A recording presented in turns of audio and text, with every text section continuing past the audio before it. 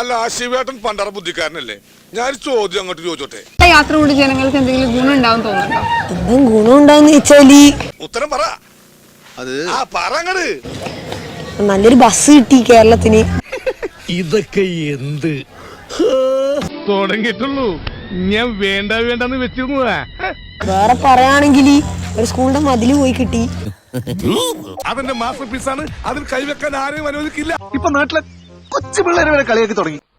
ആദ്യം ഒരു അല്പ അസൗകര്യം കാണും, പിന്നെ അത് ശീലമായിക്കോളും. വാർത്തയൊക്കെ കാണുന്ന ആളോട് പണ്ഡിതനാണെന്ന് തോന്നുന്നു. അർത്ഥം പറഞ്ഞൊന്നും കേട്ടില്ലേ? അങ്ങനെയാണെങ്കിൽ ഈ സർക്കാരിലെ ഏറ്റവും മികച്ച മന്ത്രിയായിട്ട് ആരാ തോന്നുന്നത്? ജാങ്കോ, നീ അറിഞ്ഞ ഞാൻ പെട്ടു ഈ സർക്കാരില്ല.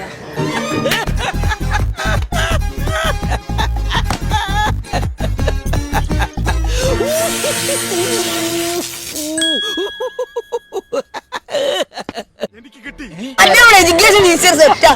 മറ്റേ ടേബിളിൽ കയറി വയറാ.